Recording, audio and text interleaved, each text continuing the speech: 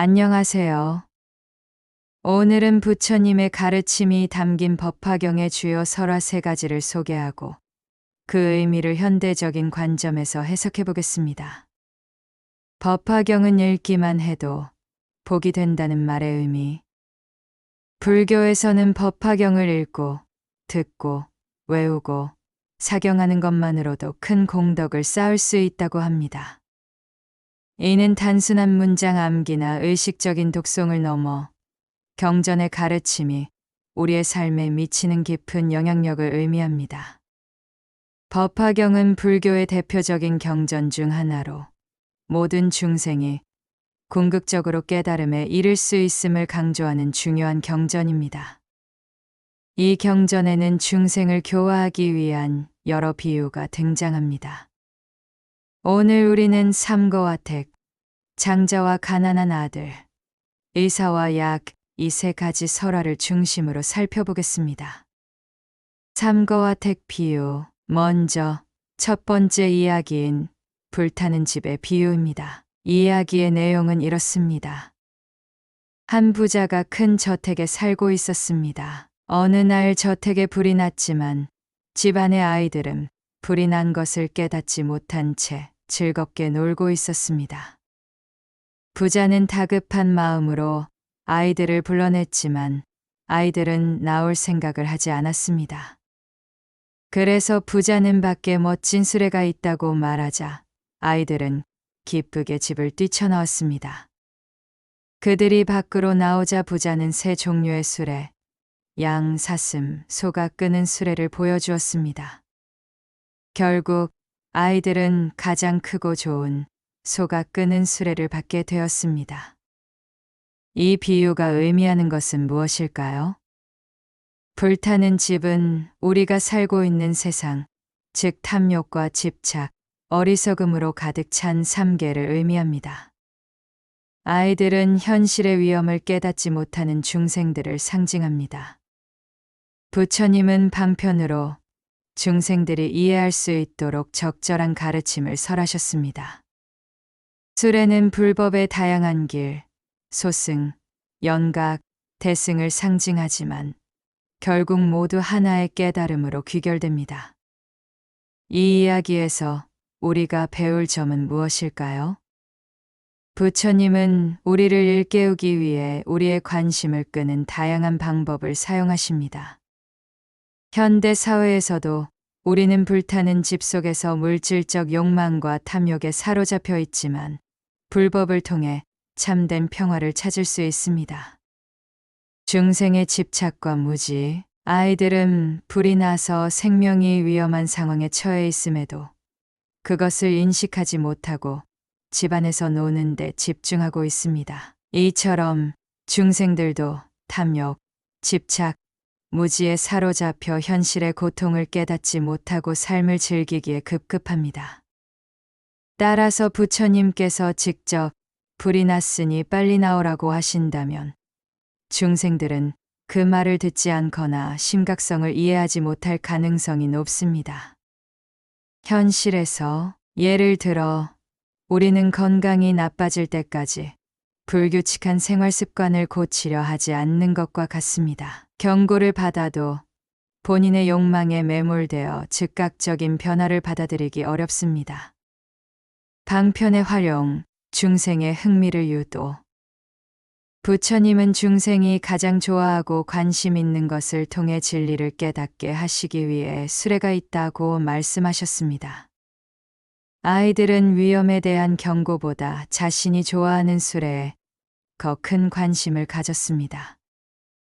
이처럼 부처님은 중생이 스스로 가르침을 받아들이고 불법에 귀의할 수 있도록 점진적이고 이해하기 쉬운 방법을 제시하셨습니다. 중생들은 위험보다는 보상을 통해 더 쉽게 행동합니다. 법화경에서는 모든 중생에게 각자의 수준에 맞는 가르침을 주어 그들이 자연스럽게 법의 세계로 이끌릴 수 있도록 하는 것이 중요함을 강조합니다. 모든 존재는 궁극적으로 대승에 도달함. 부처님께서 세 종류의 수레, 양, 사슴, 소 수레를 보여주셨지만 결국 아이들은 가장 큰 소술에 대승의 길을 받게 됩니다. 이는 다음과 같은 교훈을 줍니다. 처음에는 중생들이 작은 목표, 소승, 아라한의 길로 수행을 시작할지라도 궁극적으로는 부처님의 가르침을 통해 모든 존재가 성불할 수 있는 대승불교의 길로 나아가게 됨을 보여줍니다. 교훈과 의미 정리. 부처님께서 아이들에게 불이 났다고 직접 경고하지 않고 수레가 있다고 하신 이유는 다음과 같습니다. 중생의 성향을 고려한 방편 활용. 중생은 무지와 집착에 빠져 있으며 스스로 위험을 인식하지 못하므로 그들의 관심을 끄는 방식이 필요합니다. 긍정적인 동기부여 제공. 두려움 대신 희망적인 가치를 제시함으로써 중생이 기꺼이 법을 따르게 만듭니다. 궁극적인 깨달음으로 인도. 점진적으로 수행하여 결국 더 큰 가르침, 대승의 길을 이해하도록 합니다. 현대적 적용. 불타는 집 비유의 현대적 대입. 삶의 혼란과 깨달음의 길. 법화경의 불타는 집 비유는 현대 사회에서도 중요한 의미를 가집니다. 현대의 삶은 불타는 집과 같으며 우리는 그 속에서 자신이 처한 현실을 인식하지 못한 채 욕망과 집착에 휩싸여 살아갑니다.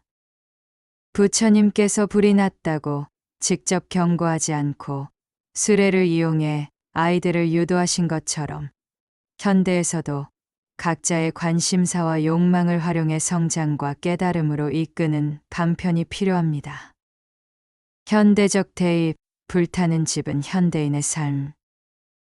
불타는 집은 현대 사회의 끊임없는 경쟁, 스트레스, 소비주의, 인간관계의 복잡함을 상징합니다. 우리는 각종 문제 속에서도 이를 제대로 인식하지 못하고 바쁘게 살아가는 데 집중하고 있습니다. 불타는 집은 현대의 혼란한 삶을 의미합니다. 끝없는 경쟁, 과도한 업무, 스트레스, 불안정한 경제. 집 안에서 노는 아이들은 현실을 외면하고 사는 사람들을 반영합니다.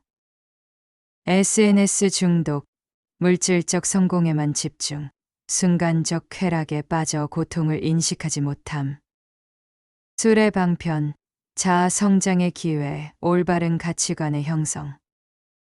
자기 개발, 명상, 건강한 관계 형성. 현대적 교훈. 우리는 사회적 기준에 얽매여 자신이 고통의 불길 속에 있다는 사실을 깨닫지 못할 수 있습니다. 그러나 부처님께서 아이들을 수레로 유인했듯이 우리는 현실적인 목표와 흥미로운 요소들을 통해 더 나은 방향으로 나아가야 합니다. 현대인들이 빠져 있는 불길, 무엇이 우리를 붙잡고 있는가? 법화경에 불타는 집이 상징하는 현대인의 문제는 다음과 같습니다. 물질적 성공과 소비주의, 높은 연봉, 명품, 부동산 등 물질적 성취를 추구하지만 끝없는 욕망이 이어져 만족할 줄 모름. 결론, 순간의 쾌락이 지나면 더 큰 공허함이 찾아옴.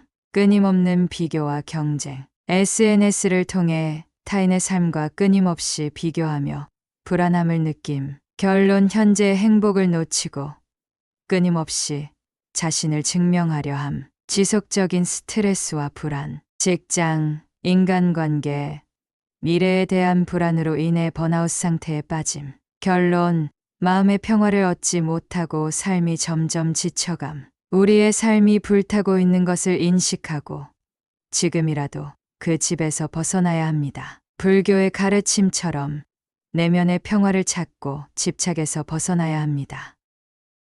불타는 집에서 벗어나는 방법. 현대적 방편의 적용. 부처님은 수레를 이용해 아이들을 안전하게 불타는 집 밖으로 이끌었습니다. 현대인들도 자신의 관심과 욕망을 바람직한 방향으로 이끄는 방편 방법이 필요합니다. 현대적 방편의 예시. 건강한 삶을 위한 습관 만들기. 바쁜 일상 속에서도 건강한 식습관, 운동, 명상을 실천하여 스트레스를 줄이는 것. 자기 개발과 성장에 집중하기. 물질적인 성공만을 추구하기보다 독서, 취미 개발, 내적 성장을 위한 활동에 집중. 마음 챙김과 명상 실천, 현재 순간을 온전히 받아들이고 불안과 스트레스를 조절하는 법을 배우기.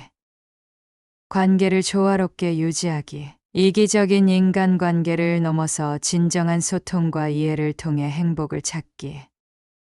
우리는 큰 술에 대승을 타고 건강한 몸과 마음을 유지하면서 세상의 소음에서 벗어나야 합니다. 부처님이 주신 방편을 일상에서 활용해 자신의 삶을 더욱 의미 있게 만들어야 합니다. 실천 방안, 법화경의 지혜를 삶에 적용하기. 불타는 집의 비유를 바탕으로 현대인의 삶을 바꾸기 위해 실천할 수 있는 방법들. 내 삶의 불길을 인식하기. 현재 내가 집착하고 있는 것이 무엇인지 돌아보고 나에게 어떤 영향을 미치는지 성찰하기. 삶의 우선순위를 다시 설정하고 불필요한 욕심을 줄이기. 방편을 통해 변화의 기회를 찾기. 나에게 맞는 수레를 찾기. 건강, 자기 성장, 봉사활동 등. 현실적인 목표를 설정하고 단계적으로 나아가기. 현재를 소중히 여기기.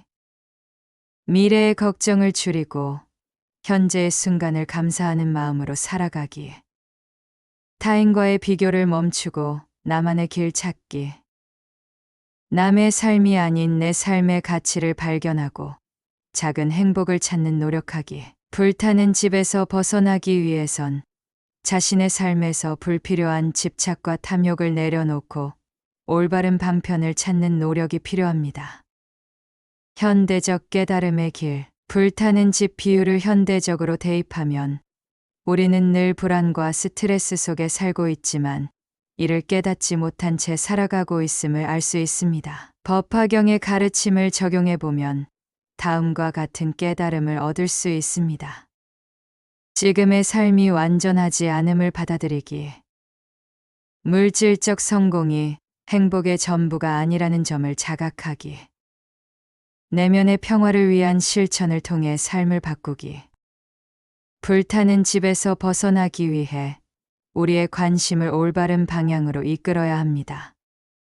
우리는 부처님의 방편처럼 내 삶에 맞는 새로운 수레, 가치를 찾고 점진적으로 성장하며 궁극적으로 삶의 진정한 의미를 깨달아야 합니다. 부처님의 가르침은 중생의 이해 수준에 맞춰 조화롭게 전달하는 것이 중요함을 보여줍니다. 불이 났으니 나오라는 직접적인 경고보다는 밖에 재미있는 수레가 있어 라는 접근이 중생을 자연스럽게 바른 길로 인도할 수 있습니다. 이처럼 자비로운 마음으로 적절한 방법을 사용하면 더 많은 이들이 가르침을 받아들이고 궁극적으로 고통에서 벗어날 수 있습니다. 두 번째, 장자와 가난한 아들 비유. 다음으로 장자와 가난한 아들의 비유입니다. 이 이야기는 이렇게 전개됩니다. 한 부유한 장자가 있었습니다. 어린 시절 아들이 집을 떠났고 오랜 세월이 흘러 아들은 가난한 상태로 아버지의 집 근처로 돌아왔습니다. 그러나 아들은 자신이 이 집의 상속자라는 사실을 알지 못한 채 여전히 가난한 삶을 살아가고 있었습니다. 장자는 아들이 자신을 받아들이도록 하기 위해 직접 다가가지 않고 점차적으로 신뢰를 쌓아갔습니다. 결국 아들은 자신이 상속자임을 깨닫고 부유한 삶을 받아들이게 됩니다. 이 비유는 중생이 자신의 본래 성품, 즉 불성을 깨닫지 못하는 모습을 상징합니다. 장자는 부처님을 의미합니다.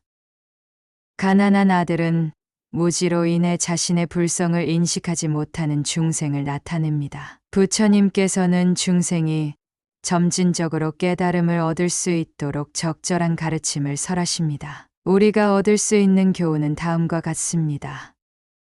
자신의 내면에는 이미 깨달음의 가능성이 있지만 이를 발견하기 위해서는 꾸준한 수행과 성찰이 필요합니다.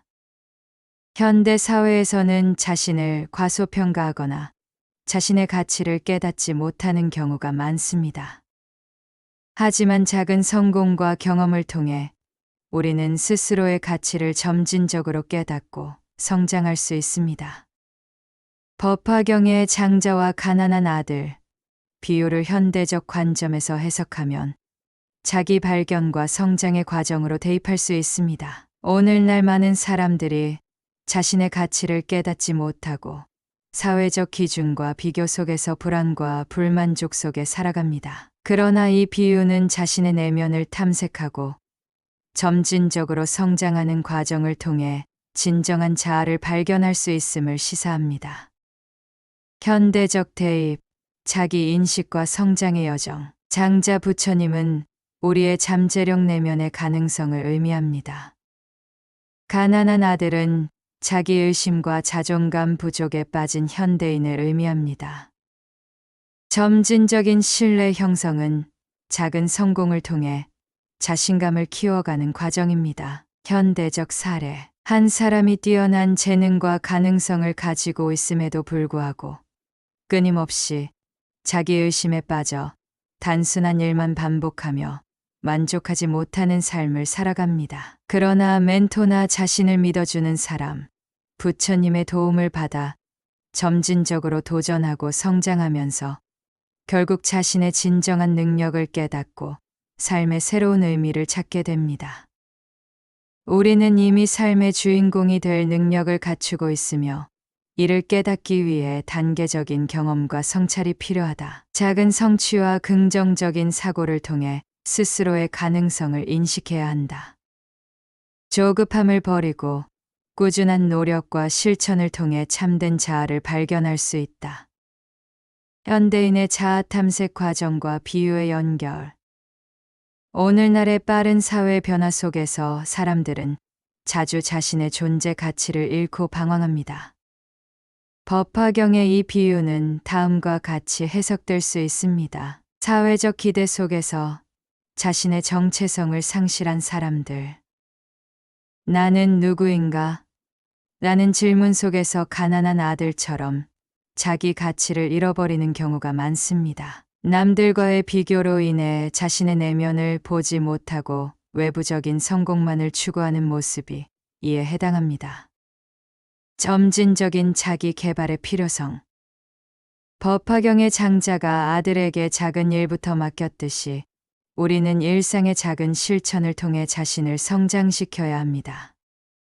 예를 들어 일상에서의 작은 목표 설정, 새로운 기술 습득, 자기 개발 등을 통해 점차 성장할 수 있습니다. 궁극적인 깨달음과 자존감 회복. 가난한 아들이 결국 자신의 위치를 깨닫듯이 우리는 꾸준한 자기 성찰과 경험을 통해 내면의 힘을 찾게 됩니다.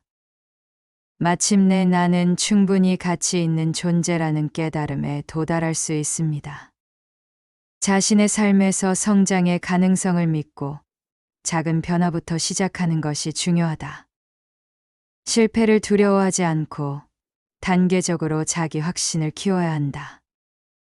자신을 부정하는 대신 꾸준한 노력을 통해 내면의 가치를 인정하자. 현실적인 적용, 실천 방안. 비유를 우리의 일상에 적용하기 위해 다음과 같은 실천 방법을 고려할 수 있습니다.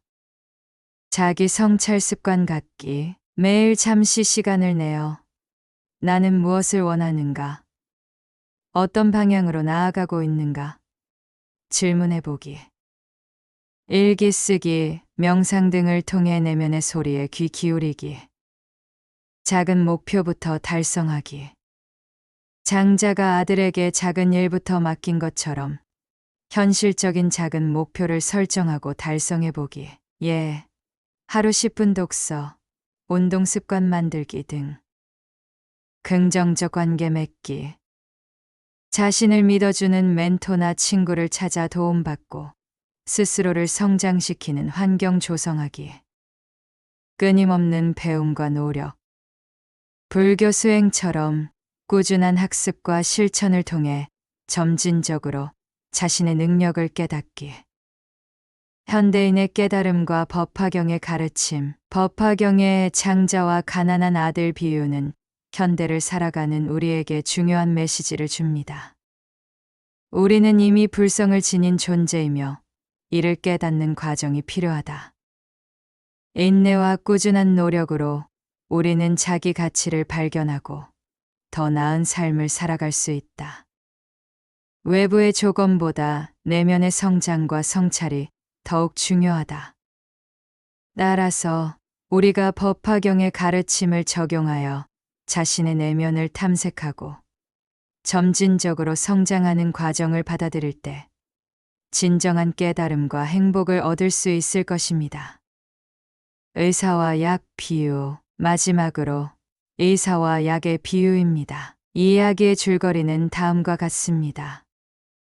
한 어진 의사에게 많은 아들이 있었습니다. 그러나 아들들은 잘못된 약을 먹고 병에 걸렸습니다. 의사는 훌륭한 약을 만들어 주었지만 아들들은 의심하며 약을 먹으려 하지 않았습니다. 그러자 의사는 일부러 죽은 척하며 사라졌고 충격을 받은 아들들은 약을 먹고 병이 나았습니다. 이후 의사가 다시 나타나 기뻐하는 모습이 그려집니다. 이 비유는 부처님의 가르침이 우리에게 주는 치유적 의미를 설명합니다. 어진 의사는 부처님을 상징합니다. 병든 자식들은 무지와 집착에 빠진 중생을 의미합니다. 좋은 약은 부처님의 법으로 우리 삶의 고통을 치료할 수 있는 가르침입니다. 의사가 죽은 척한 것은 부처님께서 중생들이 깨달음을 얻을 수 있도록 다양한 방편을 사용하심을 나타냅니다. 현대적 적용. 현대인들은 종종 올바른 해결책이 있음에도 불구하고 변화를 두려워하고 현실을 부정하려는 경향이 있습니다. 하지만 문제를 직면하고 올바른 가르침을 받아들일 때 우리는 진정한 치유와 성장을 이룰 수 있습니다. 현대적 대입. 의사는 해결책, 중생은 문제를 직시하지 못하는 현대인. 이 이야기에서 한 의사가 병든 자식들에게 약을 주었지만 자식들은 그것을 거부합니다. 마찬가지로 어떤 사람들은 자신이 처한 문제를 해결할 수 있는 방법이 주어지더라도 이를 받아들이려 하지 않습니다. 비유의 현대적 적용. 의사는 부처님, 스승, 멘토, 전문가입니다. 경험을 바탕으로 우리에게 올바른 길을 제시하는 존재. 병든 자식은 문제를 직시하지 못하는 현대인입니다. 중독, 우울, 불안에 시달리면서도 근본적인 해결책을 외면함. 좋은 약은 지혜, 명상, 심리적 치유 방법입니다. 삶을 변화시킬 수 있는 가치 있는 조언과 실천 방법을 의미합니다. 현대적 교훈. 우리가 인생에서 어려움을 겪을 때 문제를 외면하지 않고 해결할 수 있는 지혜를 받아들이는 것이 중요합니다. 치료가 필요한 상태를 인식하고 스스로 변화의 의지를 갖는 것이 필요합니다. 현대인의 문제, 회피와 해결책 거부. 현대 사회에서 사람들은 다음과 같은 이유로 해결책을 받아들이지 못합니다. 문제의 부정, 회피 심리, 스트레스, 우울, 건강 문제를 인정하지 않고 무시함. 나는 괜찮아라는 자기 방어 속에서 상황을 악화시킴. 즉각적인 만족 추구. 좋은 해결책보다는 당장의 편안함과 쾌락을 추구함.